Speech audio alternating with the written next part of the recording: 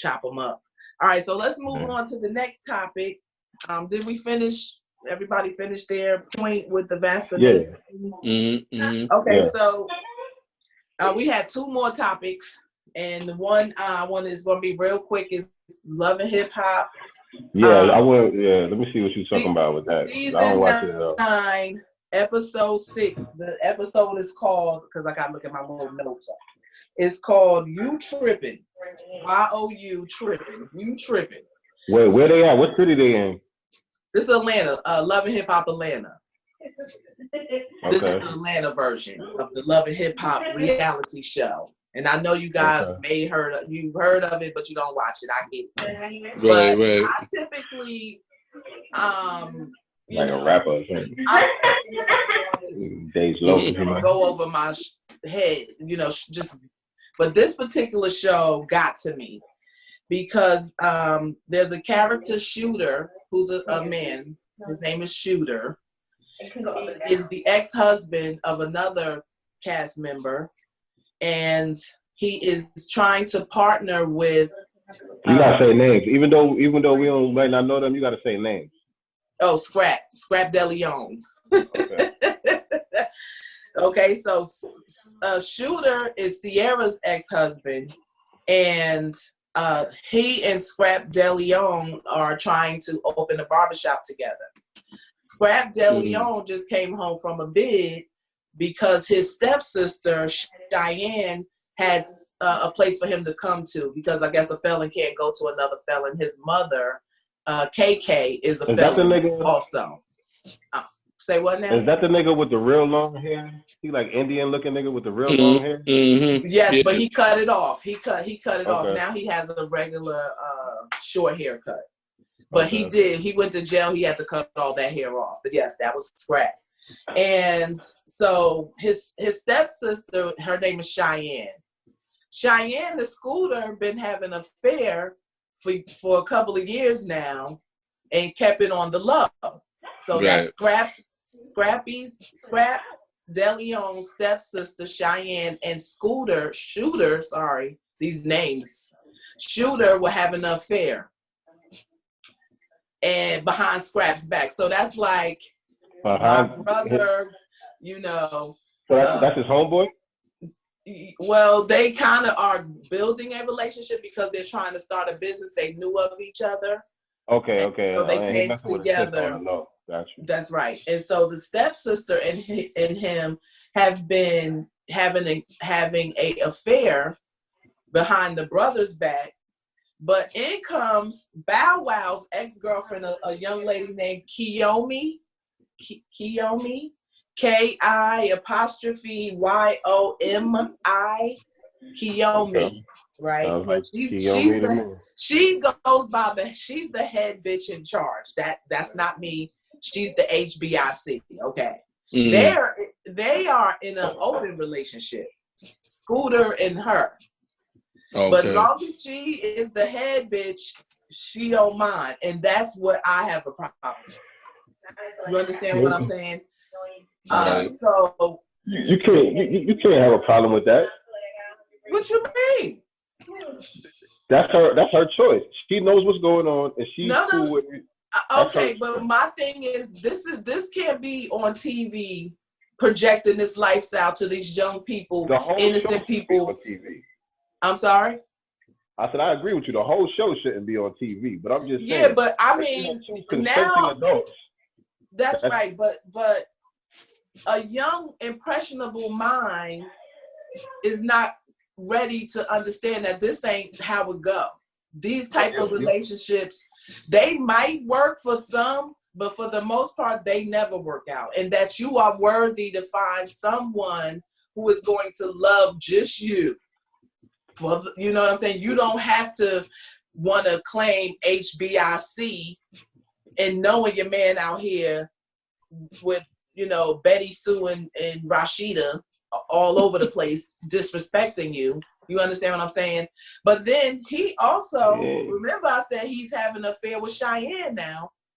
Cheyenne don't know nothing about the head bitch in charge, Miss Kiyomi.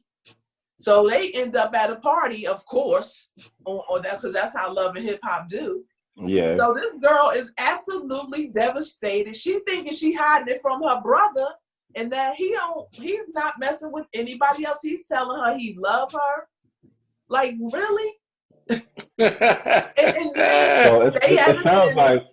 it sounds like dinner, and here come Shooter and the head bitch in charge with they matching outfits. So imagine how Cheyenne feeling at the party. It's our cat out the bag. She feeling like the brother no. She wait for her man to come. And then he show up with this bitch who's fine with the open relationship. But this girl ain't, because she thinking this her dude. So it sound like the head bitch in charge is really the side chick. And the other girl, he probably looks more as the main chick. No, but see, usually the one that know everything that's going on, right? Side chick, and the one that you lying to is the main chick. Usually that's the dynamic, right? Yeah, I guess. Well, or I don't know how it's getting twisted. I don't play that kind of game, so I don't know how the rules go. I don't know the rules to that. But the Cheyenne girl, she like I said, he's telling her that he loves her, and of course when she see them, she flips her wig and they start tearing up the I think it's Jock restaurant or something. I'm not sure if they's at his new restaurant. Young Jock. So of course they gonna tear up his restaurant because she's mad. Like this black people shit, yeah. So, but ultimately, I'm just so tired of. I just think reality TV can do a much better job for us in our community by not having this ratchetry. I just made up a new word. Nah, that's a good word. Ratchetry all over the TV. Making girls who want to be the side chick thinking she the shiznit and being like, it's unbelievable. This girl's confidence. She all about like she is it. Didn't they have a whole show of side chicks before? Didn't they have a whole show? Yeah, they had a show like that. The Real Side Chicks or some shit like that? Mm-hmm. What? Yeah, they did. They had a whole. This is a while. I never saw the show, but I remember they was on the Breakfast Club. I never saw the show. The chicks they was straight up like no effects. They was straight up riding on the Breakfast Club. They was real side chicks, yo. Some shit like that. Yeah. You know, we can do a whole nother show on broken homes and how that works, because even as they tell their stories about where they came from. Is very sad, and so we need to address. We need to address the root of that home life that's leading these women to not value themselves enough to believe that they can have someone for themselves. Right. You might have to go through a bunch of frogs to get to the prince, but that's what you got to do. You don't have to settle for somebody that's going to treat you less than what you deserve as a woman and what you bring to the table because he got money, because he on TV. And I think they take advantage of them because of that. People want to be on TV. They want the fame. They want the nice clothes and cars. So, but that still don't warrant you being disrespected, where you got to feel like you bigging up your chest because you the head bitch in charge. That's crazy to me. I see that pissed you off. It did. I was mad. And I don't even have a daughter, so I mean, but I have little. But that's what I was gonna say. Yeah, that's what I was gonna say. What you saying is the message that all of us would want to tell our daughters, our nieces, or any of our young queens that we bringing up or that we watching grow up. We would want them to have the message that you're saying. So of course, what you're saying is rational, but rational don't boost ratings. It doesn't, it don't sell the tickets. But how they know? Did they try it? Did they put a show? I'm with you on that. That's a great question. That's a great question. I would love to see 100. Somebody go from start to finish, struggling, trying to get their business on, teaching you along the way how and what you need to do to get your business, and you can, or how to buy a house, or it's a lot of positive things that can be on TV that people will be interested in. They need to try it. And I believe it will be successful. You're right. What I should have said is what they say is that don't sell. That's not what people want to see. But I don't really believe that. No, same thing with the radio. Same thing with the radio. I believe if they played real music on the radio, I believe the ratings and all that would be the same, if not even higher. They used to play a variety of real music back in the day, on the radio, on the formats. You know what I'm saying? Well, I thought that's what we had BLS for. I thought that was the platform for people who wanted to hear anything other than the ratchetry. Right. But that's the thing. Like he said, once they got into that program mode, they started limiting the exposure that the artists had to get to us, and it started to dumb us down, to as far as expanding, ourselves musically, they just put us in a box. And another key thing about a lot of this, what we're talking about is media that's mostly consumed by our community, media that's mostly consumed by Black people. A lot of it is programmed by people that's not from our community, whether we're talking about the radio, whether we're talking about TV, or whether we're talking about social media platforms like the Shade Room, or media platforms like Blavity, and all across the media. What I notice is the platforms that our people consume the most of are put on usually by people that's either from immigrant communities. Most of the time, you got people that's from African backgrounds, Jamaican backgrounds, and white people, Jewish people, all different people.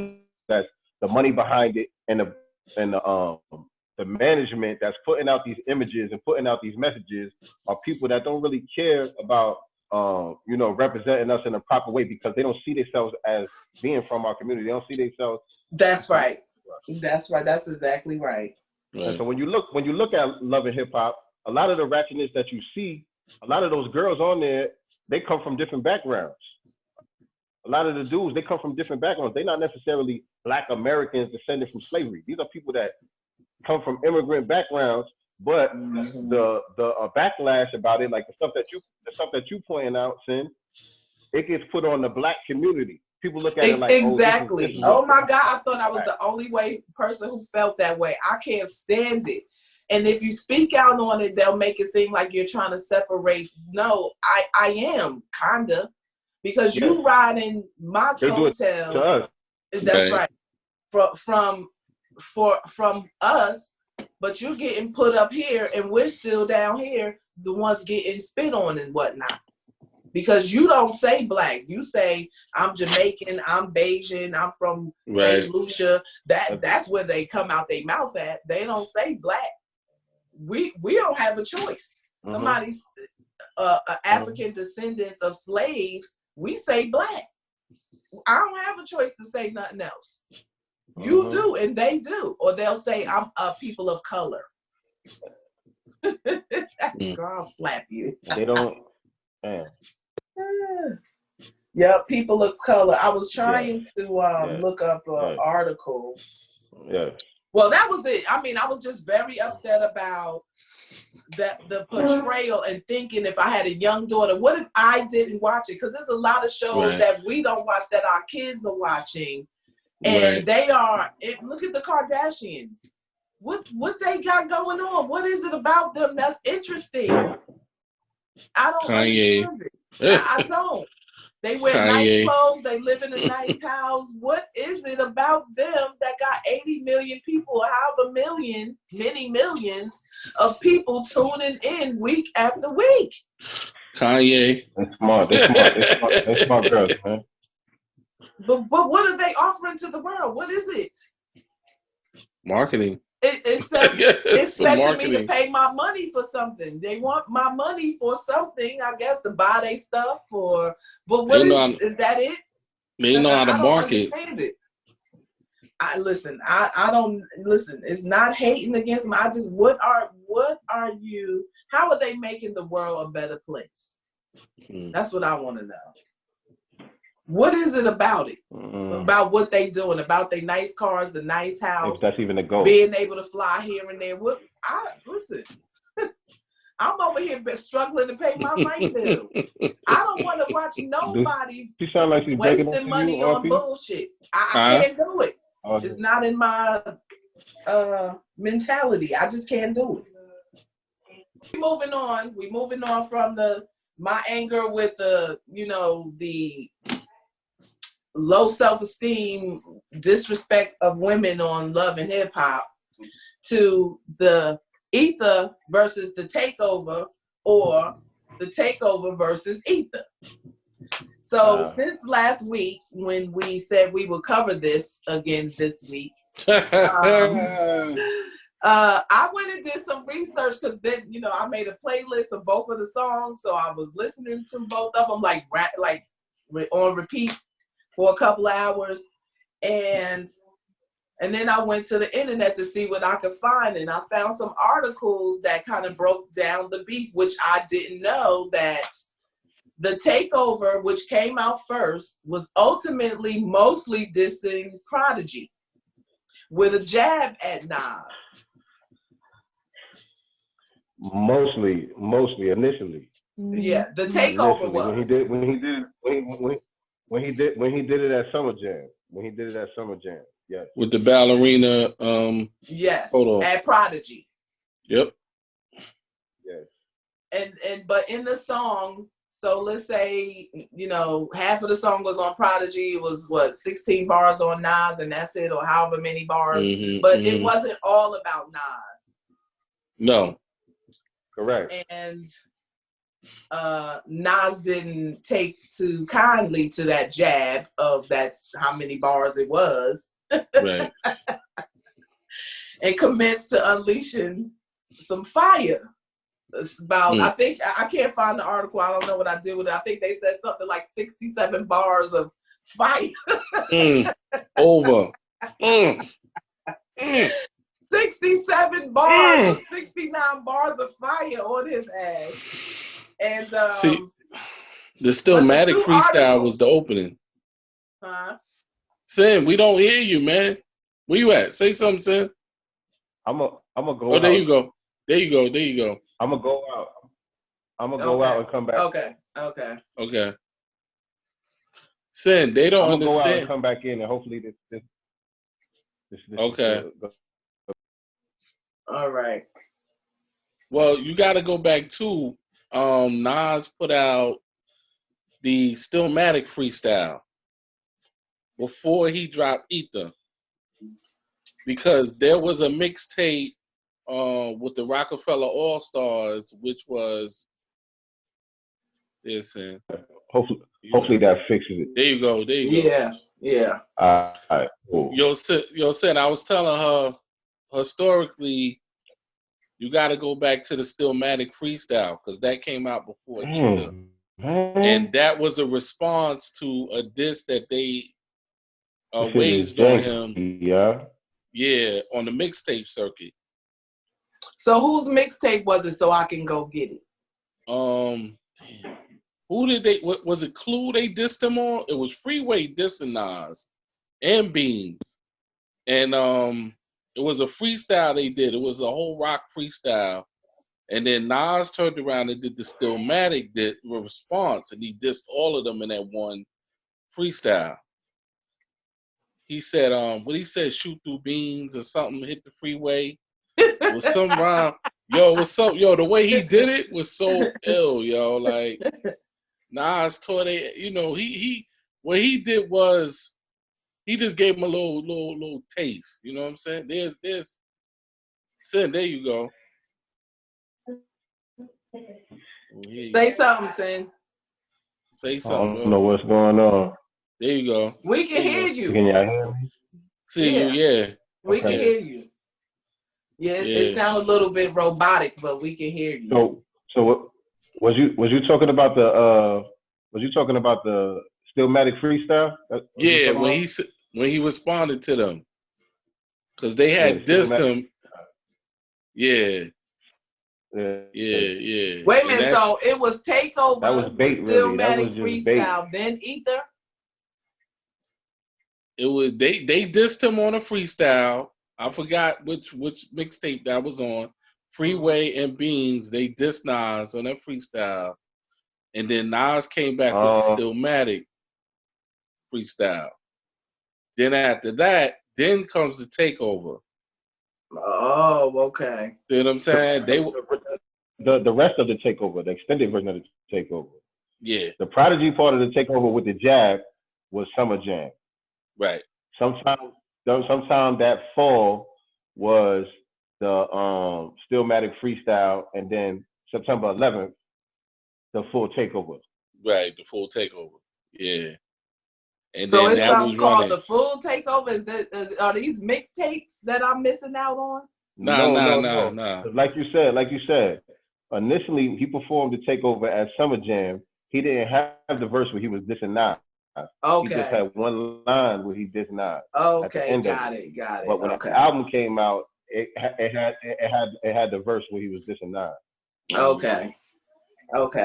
So I read these two articles, and I think they're actually on my tablet, which I'm using. So he thought he was baiting Nas with that little jab, and then Nas Stillmatic Freestyle, which was bait.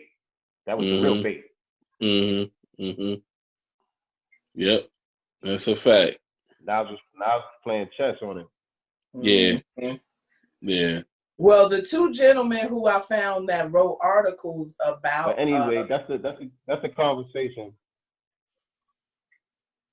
Yeah. They both. Well, the one guy, just trying to go off memory, he was saying how the reason why he gives it to Jay-Z in the Takeover was because he feels that however few bars there were regarding Nas on the Takeover annihilated him because they were facts. And it was something like he only made one album every 10 years. Something to the effect that the deal he signed, he didn't really make any money off of.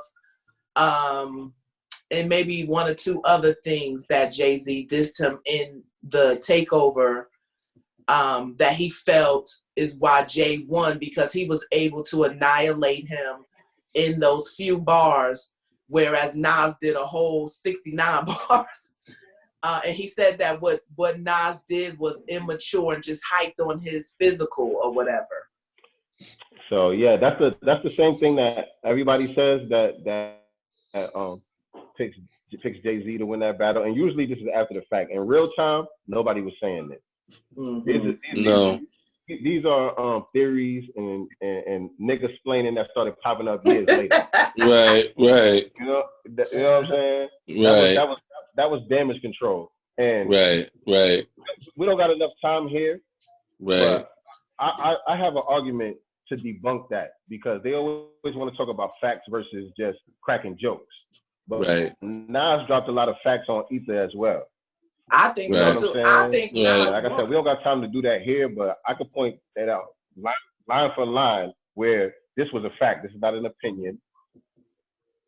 Right. Okay, now this is something I want to delve in. So let's set up a 40-minute deciphering session where that's it. We just talking about these two things, and we can talk about we could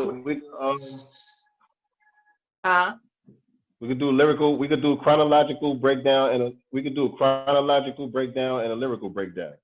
Yep.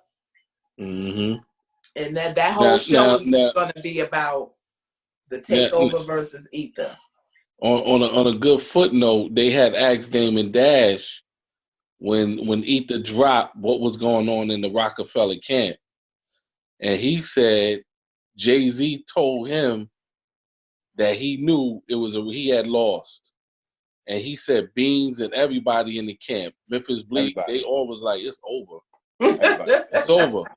Yes, one of the writers said that's what the feel was after Ether, was that Jay-Z career was done. Like, well, yeah, like, he was like, yo, he got me. He was like, he got me. I never thought that. I knew he lost the battle, but I never felt like it was career ended. Career's over. Yeah. Yeah, I didn't want that for him, and I didn't think that either. Like, he just lost the battle. And those two other facts too. Remember, he came back. He tried to come back with Super Ugly freestyle. That Jay-Z. was whack to me. And that was whack. Yeah. You know what I mean? Several times. Yeah. Yeah. Jay-Z kept coming. He kept coming. Yeah. Nas never left it alone. Only thing Nas did after that was The Last Real Nigga Alive, where he just broke down the history of niggas battling for the King of New York. Right. Broke down the history of that, but he never did another diss track after he Right. That's a fact. Right there. Yeah, that's a fact. And what was the song? The Last Nigga Alive? Last Real Nigga Alive. Yeah, that's Real Nigga Alive. He goes. That was on the Godson album. Yeah. Okay. Last Real Nigga Alive. Yeah, because he breaks it down. Like, he goes into all the background story. You know, but there's also, if you look at Vlad TV, there's an interview with his baby mother, and she's talking about what Jay-Z was worshiping him, like Jay-Z idolized him. She talks about being in Jay-Z's apartment, and he's like has all these pictures of Nas on his wall. I take all that with a grain of salt, though. I ain't gonna front. Yeah, it was she. I mean, she kind of dropped it though, because she told both sides. She got some credibility, but she said he was messed up. She got some credibility, so it's right. Because she said he was messed up when the takeover came out. But she's a crowd chaser.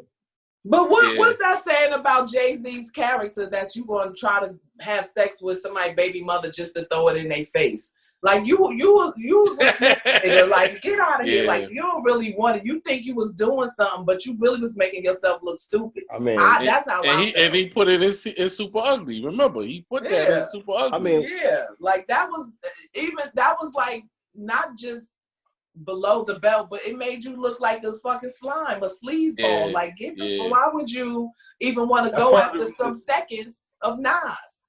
That was part of the reason why he lost. Yep. That was part of the reason. Like he kind of shot himself in the own foot with that one. He thought it was he thought it was like a secret weapon that he had. He really shot himself with that. Yeah, like, ew, what? Yeah, that was crazy. Wrongo, you got that all fucked up. Like, no. Yeah, that right there was crazy, yo. Yep. So we got but anyway, okay, so that is it for us tonight. Check us out on Sundays at 8 o'clock. We got to figure that out. We're looking to stream live on all platforms, or at least YouTube and Facebook, but we're working out those details at the time. So if anybody can help us out with that, anybody knows how to do all that stuff, hit us up, help us out, so we can get our thing popping. Follow us on Instagram at Master Elements Podcast. Subscribe to the YouTube channel at Master Elements on YouTube, at Master Elements Podcast on YouTube, and same thing on Facebook. Yeah. All right, y'all. Good night. Talk to you later. All right. Sign it off.